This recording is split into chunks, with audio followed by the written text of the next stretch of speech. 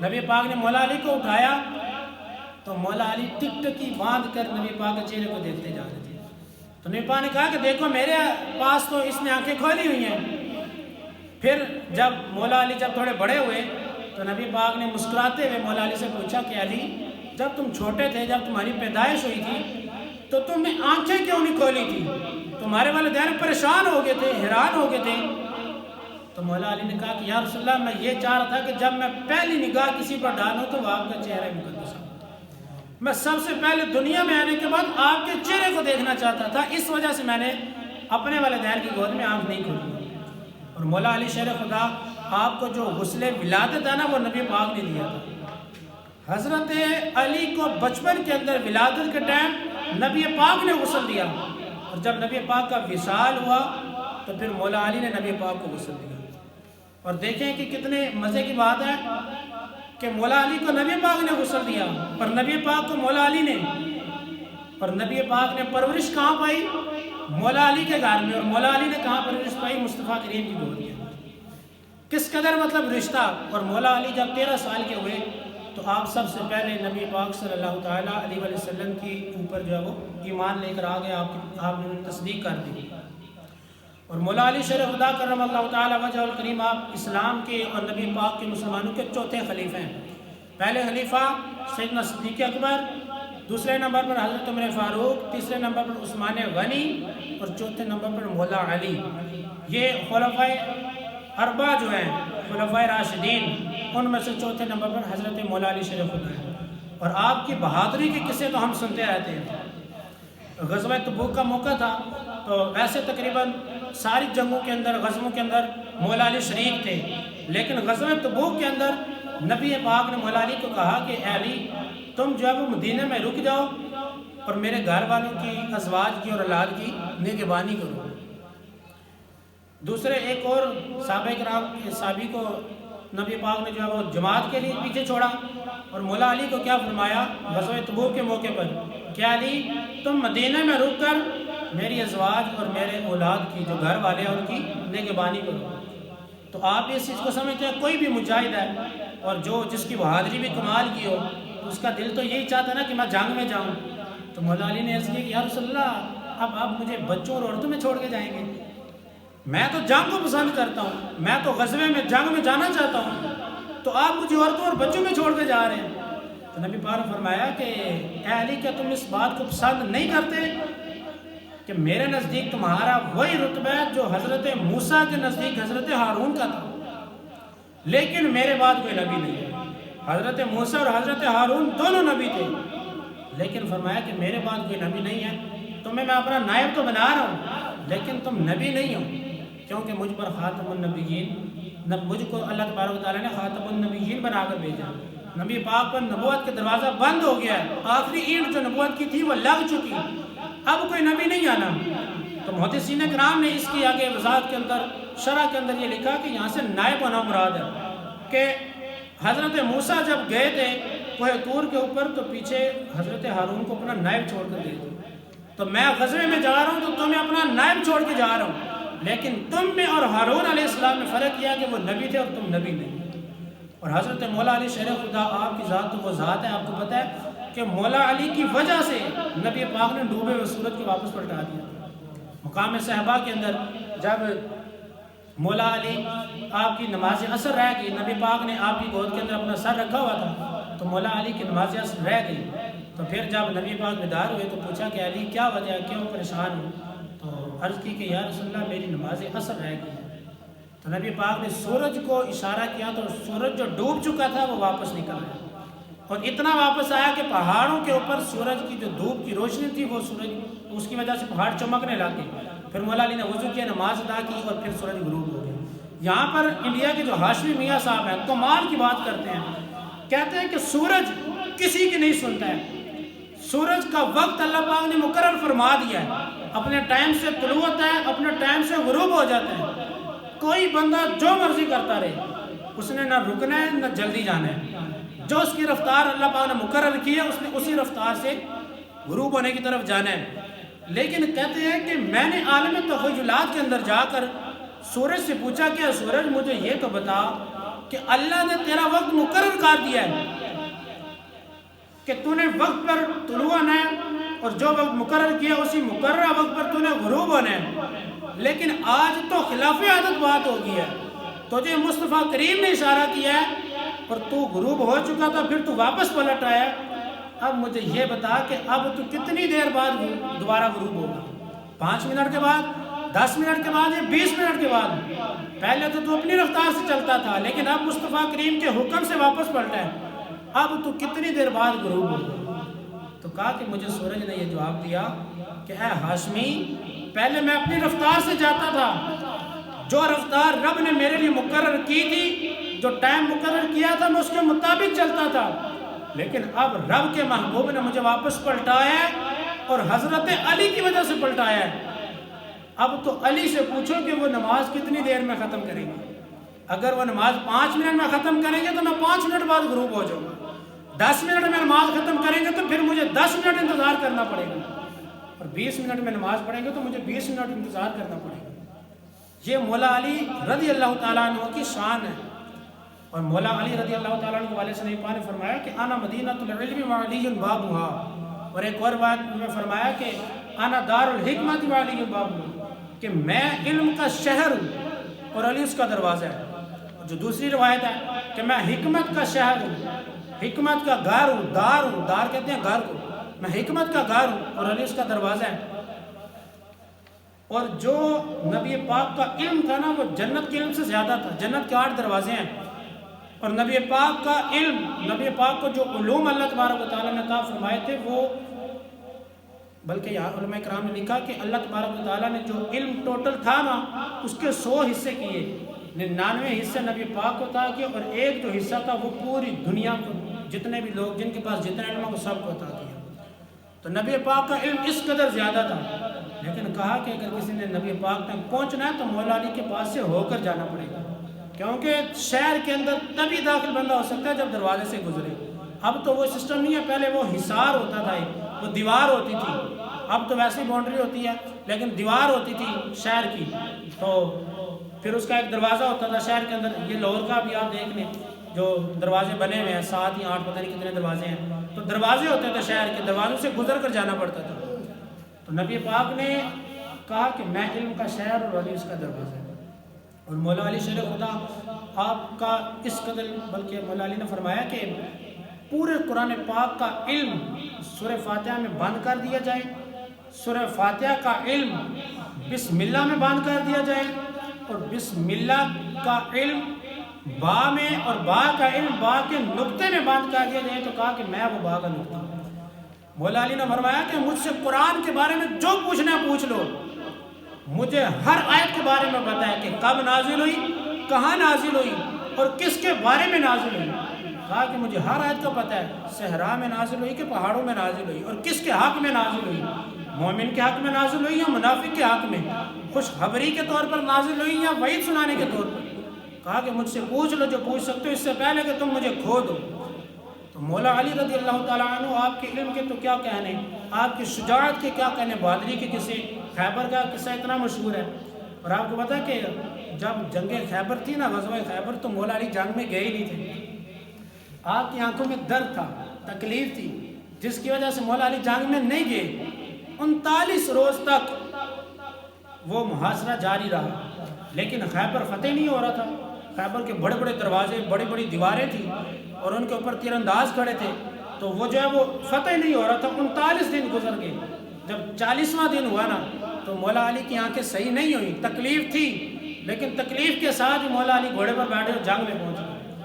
جب جنگ میں پہنچے تو آوازیں بلند ہوں گی کہ جنگ میں تو مولا علی آ گئے ہیں، علی المرتضیٰ شیر خدا آ گئے ہیں۔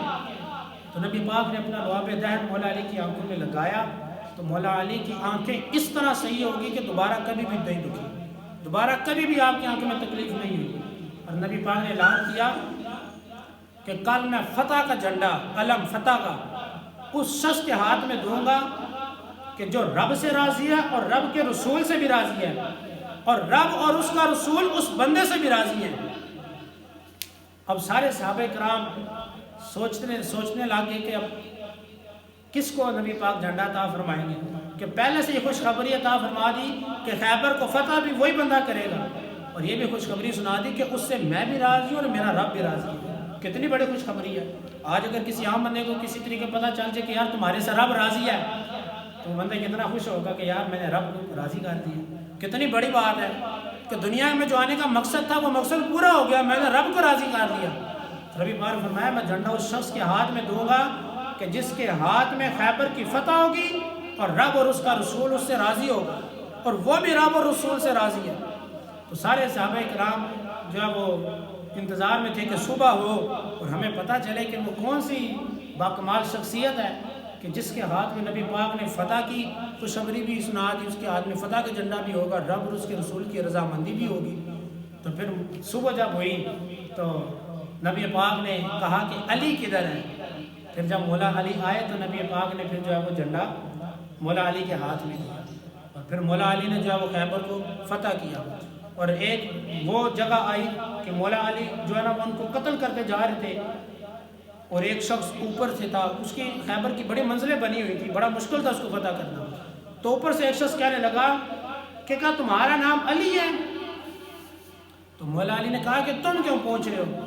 تو اس نے کہا کہ میں نے جو کتابیں پڑھی ہیں اس میں یہی پڑھا ہے کہ ایک شخص آئے گا، وہ خیبر کو فتح کرے گا، ہر بندے کو قتل کرتا جائے گا، اور اس کا نام علی ہوگا، اور وہ خیبر کو فتح کر کے رہے گا، کسی کو نہیں چھوڑے گا۔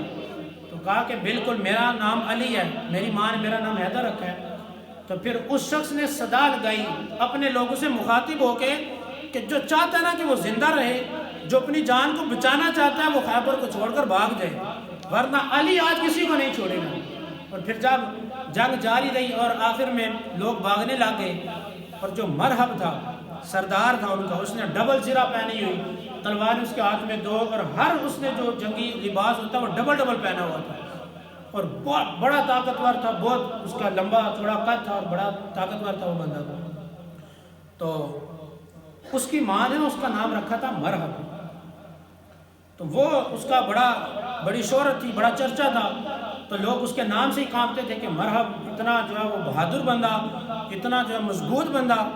تو جب مولا علی کے سامنے آیا نا تو کہنے لگا کہ میری ماں نے میرا نام مرحب رکھا ہے۔ تو یہ واحد وہ جنگ تھی جس میں مولا علی نے اپنا تعارف اپنی والدہ سے کرایا، کہا کہ میرا نام بھی میری ماں نے حیدر رکھا ہے۔ پھر اس نے جب وار کیا، مولا علی نے جو ہے نا وہ اچھل کر ایک ہی وار کیا اور اس کے 2 ٹکڑے کر دیے، اور وہ پڑا ہوا اس کا بھائی پیچھے سے واضح لگاتا رہا کہ مرحب اٹھو مرحب اٹھو۔ تو پیر نصیر الدین نصیر صاحب نے یہاں پر لکھا کہ مرحب دو نیم ہے سر مقتل پڑا ہوا، مرحب دو نیم ہے، مرحب کے 2 ٹکڑے ہو گئے اور زمین پر پڑا ہوا ہے۔ کہا کہ مرحب دو نیم ہے سر مقتل پڑا ہوا، اٹھنے کا اب نہیں کہ یہ مارا علی کا ہے، کہ یہ علی کے وار سے مرا ہوا، اب یہ نہیں اٹھ سکتا۔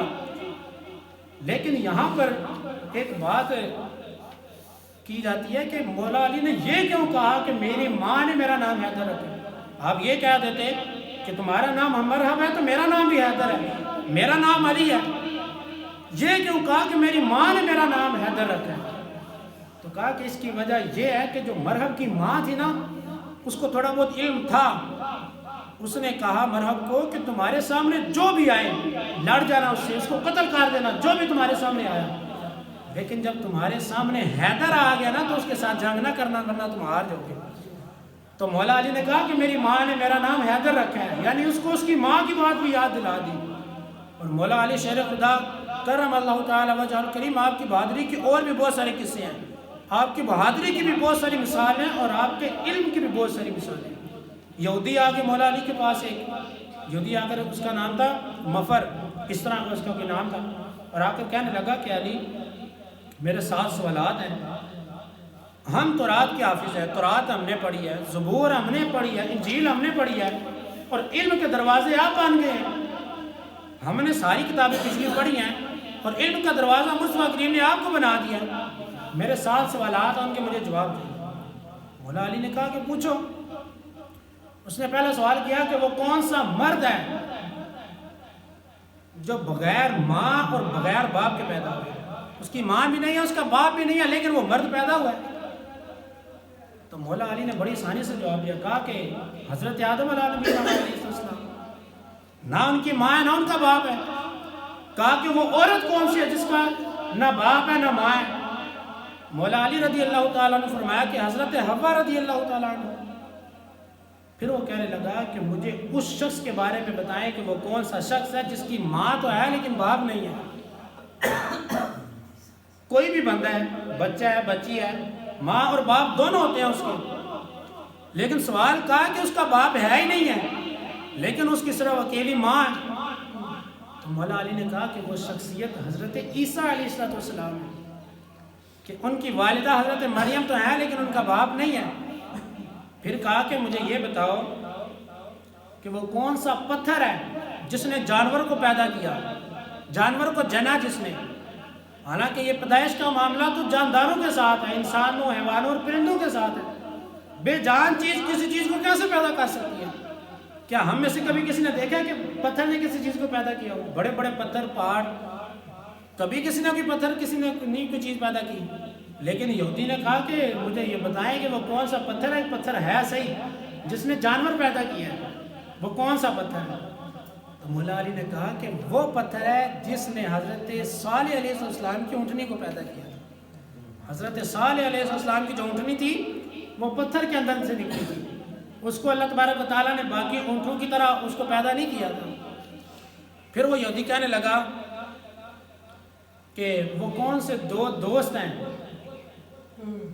جو کبھی دشمن نہیں بنیں گے. ہیں دونوں دوست ہیں، دوستوں میں انبن ہو جاتی ہے، اوپر نیچے معاملہ ہو جاتا ہے، لیکن وہ دوست ہیں لیکن کبھی دشمن نہیں بنیں گے. مولا علی نے کہا کہ وہ دوست جسم اور روح ہیں، جسم اور روح دوست ہیں لیکن کبھی دشمن نہیں بنیں گے. پھر اس نے کہا کہ وہ کون سے دو دشمن ہیں جو کبھی دوست نہیں بنیں گے؟ کہا کہ وہ موت اور حیات ہے. زندگی اور موت دونوں کبھی اکٹھے نہیں ہو سکتے، دونوں دشمن ہیں گویا کہ اکٹھے نہیں ہو سکتے کبھی. اور آخری سوال جو اس نے کیا، اس نے کہا کہ وہ کون سی عورت ہے جس نے 3 گھڑیوں میں بچے کو پیدا کر دیا. بچہ پیدا ہونا یہ ایک پورا، اس کا ایک پورا ٹائم لگتا ہے، پورا معاملہ ہے. اللہ تبارک و تعالیٰ نے ایک پورا سسٹم بنایا ہوا ہے، لیکن کہا کہ 3 گھڑیوں میں، تھوڑے سے ٹائم میں عورت نے بچہ پیدا کر دیا. وہ کون سی عورت ہے؟ کہا کہ وہ عورت حضرت مریم علیہ السلام ہے. حضرت مریم حضرت عیسیٰ علیہ السلام کی والدہ محترمہ. کہ ایک گھڑی میں حضرت جبریل امین نے مس کیا، دوسری گھڑی میں تکلیف ہوئی، اور تیسری گھڑی میں حضرت عیسیٰ علیہ السلام کی پیدائش ہوئی. اور مولا علی کا یہ علم، اور اس کے علاوہ اور بھی کئی سارے یہودی آئے جن کے تاریخ کے اندر بہت سارے سوالات ملتے ہیں کہ وہ 1 بتاؤ جس کا دوسرا کوئی نہیں، وہ 2 بتاؤ جس کا تیسرا کوئی نہیں، 3 بتاؤ جس کا چوتھا، اس طرح 11-12 سوال ہوتے ہیں. تو یہ مولا علی کے علم پر جو ہے وہ ہمیں فضیلت پتہ چلتی ہے. اور مولا علی رضی اللہ تعالیٰ عنہ آپ کی شخصیت کے بارے میں نبی پاک نے فرمایا کہ من اطاعنی فقد اطاع اللہ ومن عصانی فقد عصى اللہ ومن اطاع علیا فقد اطاعنی ومن عصى علیا فقد عصانی. نبی پاک نے فرمایا کہ جس نے میری پیروی کی، میری اطاعت کی، میری بات مانی، گویا کہ اس نے رب کی اطاعت کی، اس نے رب کی پیروی کی. جس نے میری نافرمانی کی اس نے رب کی نافرمانی کی. اور آگے نبی پاک نے فرمایا کہ جس نے علی کی اطاعت کی اس نے میری اطاعت کی، جس نے علی کی نافرمانی کی اس نے میری نافرمانی کی. یعنی اگر ہم یہ چاہیں کہ ایک بندے کی ہم بات مانیں، اس سے حضرت علی بھی راضی ہو جائے، نبی پاک کی ذات بھی راضی ہو جائے، اور رب بھی ہمارے سے راضی ہو جائے، تو وہ ایک ہی بات ہے کہ مولا علی نے جو فرمایا وہ ہم مان لیں. اور مولا علی کے یہاں پر ایک فرمان مجھے اچانک یاد آ گیا، میں آپ کو سناؤں. مولا علی نے فرمایا ہے کہ جو مجھے شیخین پر فضیلت دے گا، ابو بکر اور عمر پر فضیلت دے گا، میں اسے حد قذف لگاؤں گا، اسے 80 کوڑے ماروں گا. یعنی مولا علی نے کیا کہا کہ مجھے ابو بکر اور عمر سے افضل نہیں کہنا ہے. یہی مطلب نکلانا. آج اگر کسی کو کی بات کہی جاتی ہے کہ یار تم نے نماز نہ پڑھی نا تمہیں یہ سزا ملے گی، تو اس کا مطلب کیا ہوا کہ تم نے نماز پڑھنی ہے. تو مولا علی نے کہا کہ جس نے مجھے ابو بکر اور عمر پر فضیلت دی میں اسے 80 کوڑے لگاؤں گا. یعنی مجھے ابو بکر اور عمر پر فضیلت نہ دینا. تو اگر ہم مولا علی کی بات مانیں گے تو اسی میں نبی پاک کی رضامندی بھی ہوگی اور اسی میں رب کی رضامندی بھی ہوگی۔ اور حضرت عائشہ رضی اللہ تعالی عنہا سے مروی ہے، حضرت عائشہ نے فرمایا کہ النظر الی وجہ علی عبادہ وذکر علی عبادہ۔ حضرت عائشہ صدیقہ رضی اللہ تعالی عنہا جو کہ ابوبکر صدیق کی بیٹی ہیں، سچے باپ کی سچی بیٹی، کیا فرما رہی ہیں؟ جو نبی پاک کی زوجہ محترمہ بھی ہیں اور مومنوں کی ماں ہیں۔ حضرت عائشہ فرماتی ہیں کہ حضرت علی کے چہرے کی طرف دیکھنا عبادت ہے۔ ایک عبادت ہے نماز پڑھنا، ہمیں وضو کرنا پڑے گا، ہمیں اس کے لیے باقاعدہ پوری کیفیت بنانی پڑے گی۔ جو نماز کے مفسدات ہیں، مکروہات ہیں، ہمیں ان سے بچنا پڑے گا، پھر جا کے اس چیز کو عبادت کہا جائے گا۔ اگر کوئی بندہ وضو نہیں کرتا، آ کے نماز پڑھ لیتا، اس کو کی عبادت کہے گا؟ کوئی بھی نہیں کہے گا، بلکہ اس کو تو گناہ ملے گا کہ تم نے نماز کا مذاق اڑایا ہے۔ تو یہاں پر کتنی آسان عبادت ہے، فرمایا کہ مولا علی کے چہرے کو دیکھنا عبادت ہے۔ اب یہ والی عبادت ہم کیسے کریں؟ وہ ٹھیک ہے صحابہ کرام کے دور میں صحابہ کرام نے کی، تابعین کرام نے کی، لیکن ہم کیسے کریں؟ مولا علی جو ہے نا بنفس نفیس تو ہمارے سامنے موجود نہیں ہے، لیکن آگے حضرت عائشہ نے فرمایا کہ وَذِكْرُ عَلِيٍّ عِبَادَةٌ، کہ مولا علی کے چہرے کو دیکھنا تو عبادت ہے، لیکن مولا علی کا ذکر کرنا یہ بھی عبادت ہے۔ اگر ہم مولا علی کا ذکر کریں گے، مولا علی کی منقبت پڑھیں گے، ان کے فضائل سنیں گے، تو اس کا مطلب یہی ہوگا کہ ہم عبادت کر رہے ہیں۔ تو حضرت مولا علی رضی اللہ تعالیٰ عنہ 13 رجب المرجب کو آپ کی ولادت باسعادت ہے، اور بڑی باکمال شخصیت ہے۔ ایک آپ کی حضرت ماغی کا واقعہ مجھے چھوٹا سے یاد آ گیا، مختصر صاحب کو سناؤں گا۔ آج دیکھیں جب کوئی دوست اکٹھے بیٹھے ہوتے ہیں تو ان کی آپس میں شغل میلہ بھی ہوتا ہے، جب گیدرنگ ہوتی ہے، بیٹھک ہوتی ہے، تو شغل میلہ سارا کچھ ساتھ چلتا ہے۔ تو نبی پاک صحابہ کرام کے ساتھ بیٹھے ہوئے تھے، مولا علی بھی موجود تھے اور صحابہ کرام بھی بیٹھے ہوئے تھے، تو سارے جو ہے وہ کھجوریں کھا رہے تھے۔ صحابہ کرام بھی بیٹھے تھے، نبی پاک بھی بیٹھے تھے، تو سارے صحابہ کرام کیا کھا رہے تھے؟ نبی پاک سمیت کھجوریں کھا رہے تھے۔ لیکن صحابہ کرام جو ہے وہ خوش طبی کرنے کا دل کیا، تو صحابہ کرام کھجوریں کھا کے نا تو گٹلیاں حضرت علی کے آگے رکھنے لگتے۔ کھجوریں خود کھا رہے ہیں، گٹلیاں حضرت علی کے آگے ڈھیر لگ رہی ہیں۔ آج بھی کبھی بیٹھے ہو نا کسی محفل میں، تو کسی کا مذاق کرنے کا دل کرے تو وہ کیا کرتا ہے؟ بوٹیاں کھا کے نا ہڈیاں ساتھ والے کے آگے، بوٹیاں خود کھاتا ہے، ہڈیاں ساتھ والے کے آگے، چلو تھوڑا سا ہنسی مذاق تھوڑا خوش طبی ہو جائے۔ تو صحابہ کرام کھجوریں کھا رہے ہیں، لیکن گٹلیاں مولا علی کے آگے رکھی جا رہے ہیں، تو مولا علی کے آگے کافی گٹلیوں کا ڈھیر بن گیا۔ تو ایک صحابی نے عرض کی، یا رسول اللہ آپ کو بظاہر کیسا لگتا ہے کہ زیادہ کھجوریں کس نے کھائی ہیں؟ بظاہر اگر یہ کہا جاتا نا کہ یا رسول اللہ یہ بتائیں کھجوریں کس نے کھائی ہیں، اور نبی پاک کہہ دیتے حضرت علی نے، تو یہ تو سیدھا سیدھا جھوٹ ہوتا، حالانکہ مولا علی نے تو زیادہ نہیں کھائی، لیکن کہا کہ بظاہر آپ کو کیا لگ رہا ہے؟ بظاہر دیکھا جائے گٹلیاں جس کے سامنے زیادہ ہوں گی تو عموماً یہی لگے گا کس نے زیادہ کھائی ہیں۔ کہا کہ یا رسول اللہ یہ تو بتائیں کہ آپ کو بظاہر کیا محسوس ہو رہا ہے کہ زیادہ کھجوریں کس نے کھائی ہیں؟ تو نبی پاک نے حضرت علی کی طرف دیکھا تو سارے صحابہ کرام مسکرانے لگے، نبی پاک بھی، حضرت علی بھی۔ پھر حضرت علی نے فوراً جواب نہیں دیا، یہاں پر ایک ہمیں چیز بھی بتا دی کہ جب بڑے بیٹھے ہو نا تو بڑے اگر مذاق کریں بھی نا، خوش طبی کریں بھی، تو ہم بھی ان کے ساتھ فری نہ ہو جائیں۔